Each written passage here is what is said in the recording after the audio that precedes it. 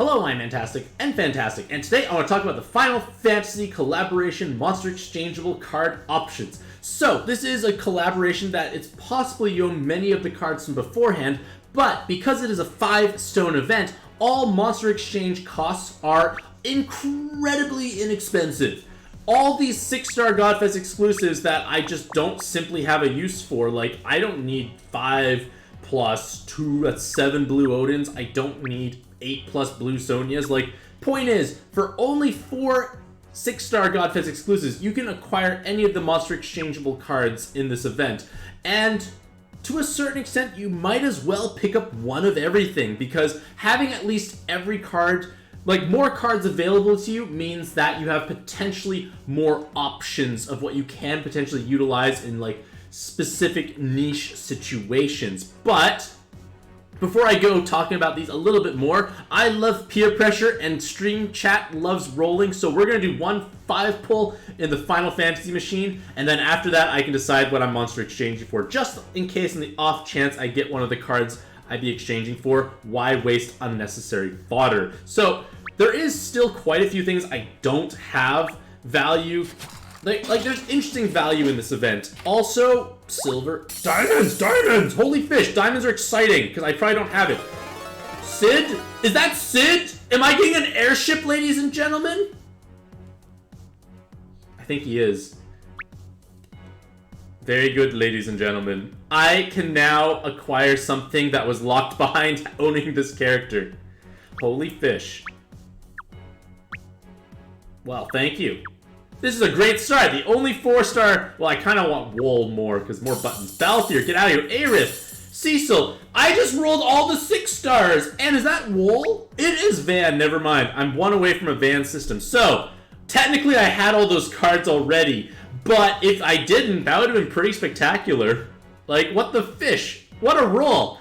Clearly, odds are great. I got more stones from January Quest, so I thought I'd sink a few in. So, yeah. Going back to the monster exchange options, I have some duplicates now. So, one thing that makes Cloud potentially interesting is an extremely high attack stat. But then again, many of the cards in this event will have high attack stats, because this special all-attribute new Super Awakening is 50% more. So, you are going to be able to have a monstrously large attack stat, and they can become an incredible button base in solo mode when you are able to access this Super Awakening. And Cloud is not the only card in this event that can do that, unfortunately, because with only 2 skill boosts and a 7-turn cooldown, it might be a bit tricky to potentially inherit on top for button farming. But on the flip side, his weapon assist is potentially auto-healing with Orb Enhanced Solutions. So like Shiva Dragon teams, you could potentially utilize it, because there are instances where you get negative orbs and these positive orbs will help you out, and you get auto-healing, because auto-healing is important. Maybe, edge case scenario perhaps, but there are other options that do that. Sephiroth has a weapon assist that does something essentially similar, so basically all I said before, you can just copy-paste there. In his other forms, he does have the potential to hit hard in levitation, super gravity dungeons, because double 10, double TPA, killers, and levitate, in theory, would do large amounts of damage to a certain extent. And they're also a cleric that gives damage and attribute absorption cancellation, which is pretty rare to have all of those parts in one active skill, is what I mean. Like, Polonais does that as well, but Sephiroth can inherit something when you enter the dungeon to give more impact turn 1 potentially. I know Beach Planner gives damage absorption plus cleric, but it's not damage absorption and attribute absorption. Point of the matter is, it's a relatively rare combination of effects baked into a single card, who also can deal meaningful damage in super gravity dungeons even. Further weapon assist, everything I just said, and then yes, your TPA monster. You are VDP with Rose, you have just like any other pixel card. 2 turns of haste makes it a bit difficult to utilize.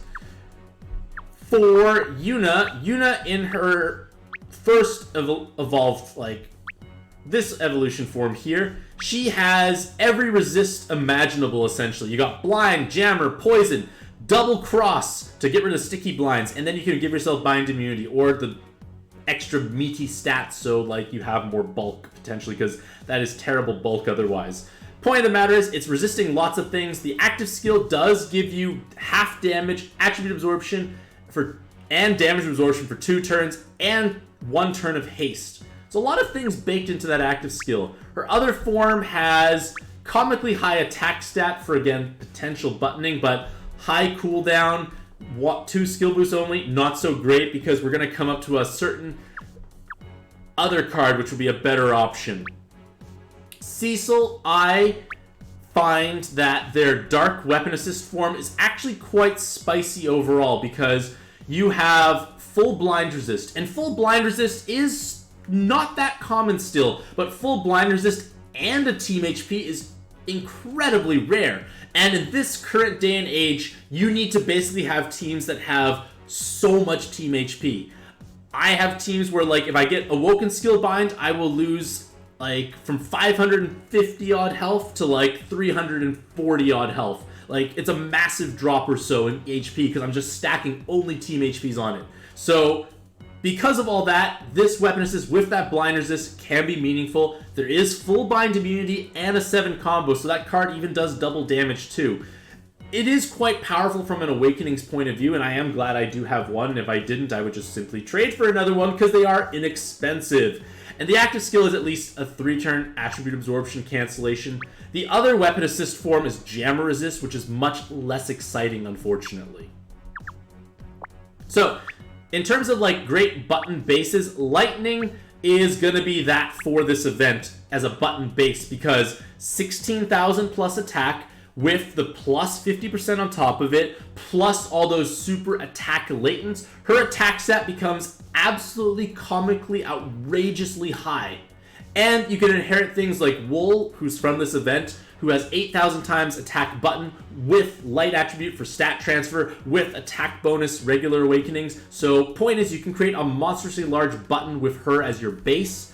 And she's better than Cloud or Yuna or other cards in this event because she has 4 skill boosts, so 2 more, which is a big deal, and only a 3-turn cooldown. And that 3-turn cooldown is a big deal because think of it this way: Cloud with 7-turn cooldown, 4-turn difference. With the 2 skill boost difference, it's 6 turns difference. Having essentially 6 more skill boosts to play around when inheriting a button onto them is going to make a big deal in terms of what you do. So Lightning, for that reason, can be quite meaningful. Her weapon assist is that full blind resist again, but there is no bulk. There is a 3 attribute awakening, and there's also an attack well above 50%, so this might be possibly one of the largest, like, rainbow-based universal damage you can have if you can remain high health. But that huge button at base for solo mode is meaningful. Tifa was a surprising powerhouse long ago as a leader because she gave a 7x6 board when 7x6 was rare. And it just happened to have cards that worked for the team, and you were able to clear content that wasn't expected, so to speak. Point of the matter is, Tifa doesn't do that anymore, unfortunately. It's only 3 times health, and there's no actual, like, multipliers beyond that. So, like, you think, is she a sub? So she has large amounts of personal damage with double brick, 6 light rose, there's a combo orb. She can have more stats, which can make her bulkier as well as hit harder. And it's a looping shield. So, like, blob-based light teams are like Misaka, Little Misaka, but you may or may not need damage reduction, but a looping shield might be useful, but auto-healing tends to be kind of more important for that team because they don't actually heal. Point is, she is still a looping shield that does big damage for blobs or for her more universally accessible light form, in the sense that TPAs are easier to work into many teams. So double 10 combo, 4 TPAs does reasonable damage for sure, but I don't think it's anything super special. But again, it's another option for looping shields. Her weapon assist, I don't like the pixel cards really, to be honest.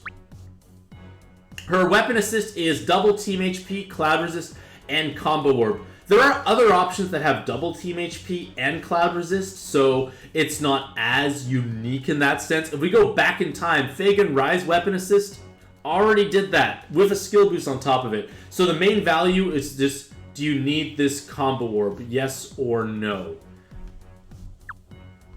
I already looked at that. And we go to the next place here for Noctis. So Noctis will have, again, a large attack stat in Dark. He has a 4-turn cooldown, but he only has 2 skill boosts. So we just compare it to Lightning. He has a more base attack, but 2 less skill boosts and 1 longer skill cooldown. Again, this may or may not make a difference, but there is a higher attack stat, which may or may not make or break things, so to speak. His pixel form, that's okay. His weapon assist is cloud resist with 2 attack well above 50%. That is interesting for sure. But again, many of these cards could be button bases. Balthier, I somehow have 3 of this guy. I rolled 2 of them long ago, and I just rolled another 5-pull earlier in this video. I just made him into a weapon assist because an L, a cross, and a T will potentially have value for future ranking dungeons where style points are important and you want to squeeze in as many of these awakenings as possible, as well as other stuff. If one weapon assist gives all of those awakenings, it can make your life a little bit easier. For Aerith, I rolled another one of her. She has potentially bulk with auto healing with bonus stats, so she could be a card that kind of sits there and supports your team. 7 combo doesn't make sense. With a 1-turn base cooldown, you could in theory inherit stuff on top of her to do something. Whatever you need can be charged up pretty fast, so that flexibility can be nice if you can find a weapon assist that is important. Things that you could potentially do are make her a looping shield. Many weapon assists that have looping shields will have, say, like 5 turns of shielding on a 4-turn cooldown. It's like number turn shielding minus 1 turn for the cooldown. This is not terribly uncommon. Inheriting on a 1-turn cooldown means that can happen. Another option is, as a leader, she has the potential to be a possible other asymmetrical pairing for your Masakas if you need +5 combos. Because combo counts may be an issue, maybe not. I'm just trying to see where it could possibly fit in. 3-turn cooldown for a system is a bit long with no other effects. Her weapon assist is another full blind resist with 40% poison and team or time extend. I've taken always Dark Cecil, I think, lately when I'm going for blind resist, so keep that in mind. I'm going for them most of the time. And then finally, Joshua is a new card, so if you didn't, even if you rolled before, you couldn't have had this card unless you rolled this time around.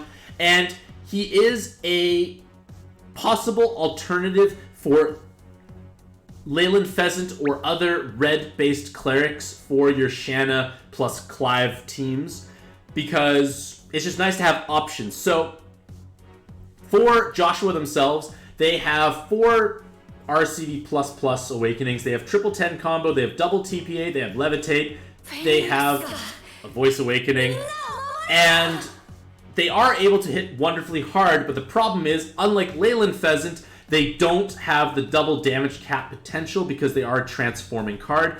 And on top of that, their active skill is pretty terrible upon transforming. It doesn't give haste, it doesn't give any other zest or value beyond a cleric style active skill. Not something you usually need. Like, for comparison's sakes, if we look at Leyland Pheasant, they have no double TPA, but usually with the triple 10 combo and levitate, I'm not having a tough time hitting big damage on Shanna teams. They also can take this double damage cap, which is a big deal overall, but their active skill upon transforming gives haste. And that haste is a big deal because you are able to transform or get charged up faster, and they are also able to get skill boost ++ if you need more skill boost, or they can have more healing potential, because 6 of these awakenings is with less RCV stat is going to be superior to a bit more RCV and 4 of these awakenings. Point of the matter is, Leyland Pheasant is going to be a better choice the vast majority of the times, but if you have a difficulty farming it up, you don't own a Leyland to physically actually trade for them, Joshua can be a potentially strong alternative for you there. And I'm still going to pick it up anyways to have the option of owning it because I never know when I want to use it. Pixel form, it's just another cleric that is nothing special in this day and age, I feel. And then for their weapon assist, it's a large amount of healing baked into it. You have double team RCVs, you have the enhanced heart orb, and a full second of movement time. I'm most likely going to probably utilize them in their current form here because it's a wonderfully strong cleric. And yeah, like, I think it's worth picking up all these cards just to have. Maybe I'll find a use for it. Some of these cards definitely have a bit more use than others, but at that same time, I do get a bonus egg machine. And this is what I get for rolling the 5 pull at the start. I decided to break my rolling up at the start or at the end to, you know, keep the excitement high, because in this bonus egg event, the Crystal Defenders machine, everything is going to be new for me, and there are unique cards in here, so to speak, along with the largest button in the game in Flintlock. Flintlock is 15,000 times button. Comically high. 8,000 is the next highest, if I'm not mistaken. So I got Fencer. Whee! I haven't really looked at these cards too hard. Cool. Void's dark damage. Nope. You are Thief. I don't know any of these cards, to be honest. I didn't really look much at these because not many of them seem to have too much value. 4-10 combos or stat bonus. I forgot to look at the active. 3 turn. Oh, wait. Nope, wait. Fish. It's a very long cooldown for what it does, so that's kind of awkward. I guess it's coin and EXP leader if you really wanted. Kind of fitting for a thief. Unfortunate. I don't know what any of these things do. Holy fish. But point is, you get all these extra stuff you roll. I don't think I would use it, though, but it's new, I guess. So, fun story time. Juggler was once upon a time a card that kind of broke the game because they had like the most outrageously high attack multiplier long ago. This leader skill I don't think is the same as it was before, but it was like the biggest giant leap of power creep that never came to North America. It had to match 2 heart combos, if I'm not mistaken, and you just dealt way more damage than anything else available, and it was just so incredibly strong. I don't know how many years ago. Stronger than Anubis himself. See, like, Wand Spell and Sunji are just coming out saying, yes, I remember this card. Outrageous. I own it now. It would have broke the game a long time ago, technically.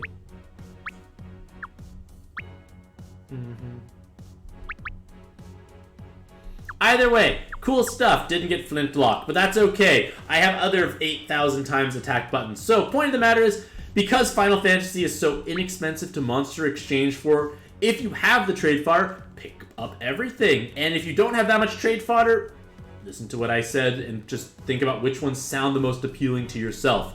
But I feel that Cecil may be a strong possible option if you have one trade. You don't have that many great other options, especially for full blind resist. I think it's a good trade if you have only one thing you could possibly trade for. I feel like this would be a universally helpful weapon assist in most cases. Of course, other niche and specific stuff may be more important to you, but I think, universally speaking, I think this is a very strong and useful, desirable weapon assist. But regardless of all that, hopefully all you lovely ladies and gentlemen out there in the audience have a truly fantastic day. I wish you the best luck in your own pet adventures. Let me know what you think about the Final Fantasy collab in the comment section down below, and happy puzzling.